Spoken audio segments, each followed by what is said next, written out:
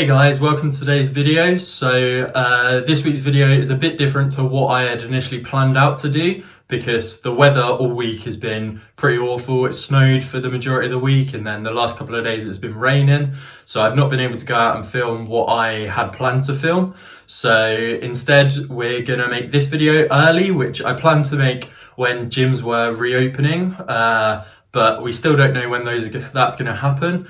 And so I thought, why not do it today? So you guys are ready and prepared for when the gyms do reopen in the UK to go straight in and smash it. So this is my top 5 tips for beginners that are just starting off at the gym. So tip number 1, we've got starting off light. So a lot of people, they make a mistake, especially young lads. They'll go into the gym and they'll maybe go with a group of mates that maybe have a bit more experience than them, but still not too much themselves, that they kind of look up to and then will try and show off to almost. So what you'll see a lot of the time is people will go in with heavier weights than they need to and probably should be doing, and maybe they'll half rep the sets or they'll come to failure quite a few times, and often you'll see it that they'll have either severe DOMs, so will be feeling sore and horrible and start to hate the gym, or they'll fail some sets and their ego will get just crushed and they won't want to keep it up, or they'll get injured, and injuries aren't great at all because they'll put you out for potentially months, especially when it is a serious weightlifting injury. Say like you're trying to squat too heavy and your knees go. I don't know if you all saw a video a few months ago of that Polish powerlifter whose knee just snapped because he attempted a 1 rep max that was just far too heavy for him, and it was game over. Probably won't lift for a few years now. But yeah, so basically start off light, find a light rep range that you want to train. Maybe if you're going for hypertrophy, no more than about 50-60% of your 1 rep max.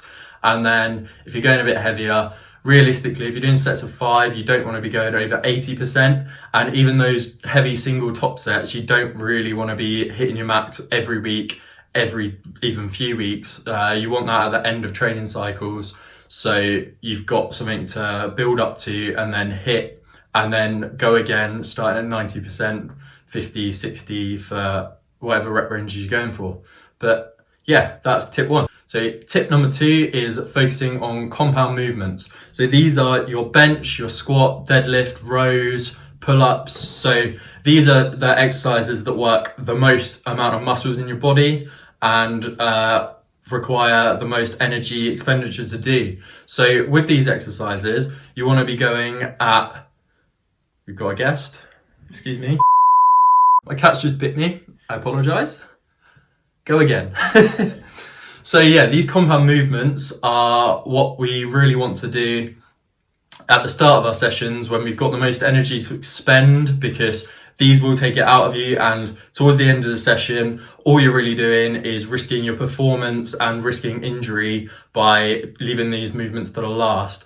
And obviously, you want to fatigue the muscles that you are fatiguing with the compound movements, so then when you move on to isolation exercises towards the end, you're getting a lot more volume benefits from those as the muscles are fatigued and really a lot more focus is going into them to help produce more growth for you. So tip number 3 is building your workouts around the exercise you most enjoy. So for me, I quite enjoy a leg extension and I quite enjoy a seated chest press movement. So what I tend to do with my upper body days is I'll get my bench and my bent over rows done, and then I'll get a few more different isolation exercises in there, say a lat pull down, maybe some dumbbell flies, maybe get my curls in and get my skull crushers in.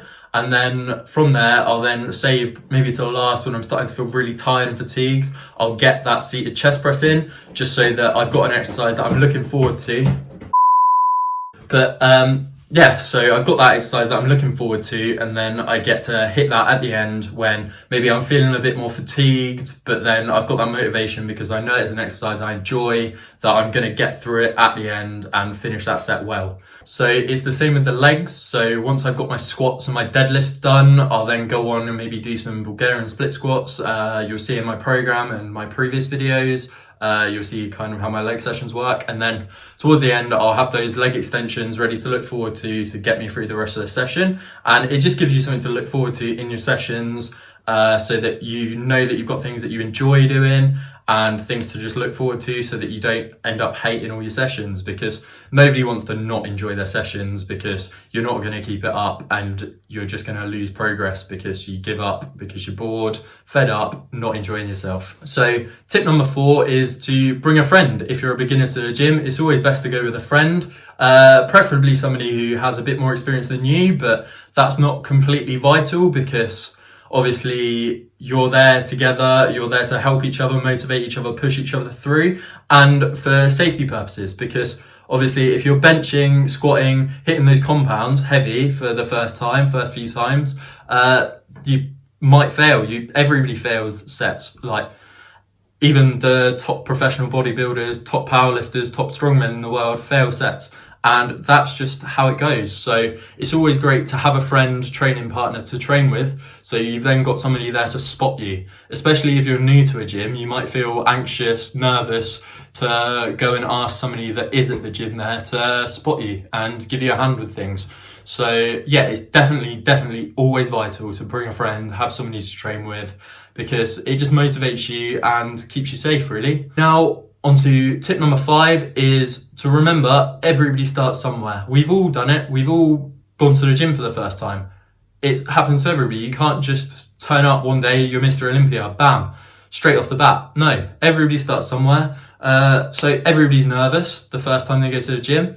Everybody feels anxious. You just kind of have to remember that everybody was once a beginner. Everybody in that gym there was once in your shoes and had to have either people that motivate them, got to ask people for advice for a sport. Don't feel nervous if you do need to ask for help at all. Most gyms have plenty of PTs dotted about that will be on hand to assist you if you do need help with anything or you have any questions. And another little tip working off of this is, maybe if you are feeling a bit less confident about maybe going into free weight areas. I know some gyms have these in separate sections. The gym I used to train at when I was at uni had a separate free weight section that I know a lot of the girls that I knew at uni would say, oh no, I really don't want to go in there. I feel too intimidated, because it was just a big, like almost semi-walled off area with just big guys just hitting heavy weights. And so I understand that you might feel completely nervous. So to get that confidence up, and also to get the movements kind of correct, because all of the, you kind of want to start with the machines. I've mixed my words up there a bit. Another one for the blooper reel. Great video, Tom. Keep it up.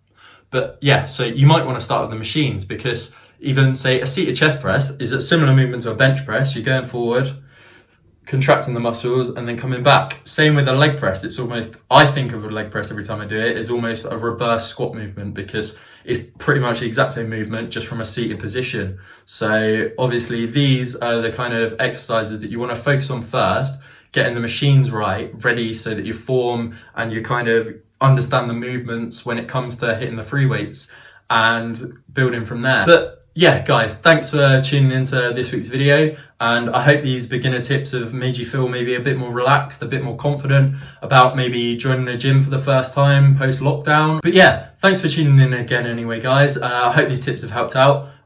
Cheers, see you next week.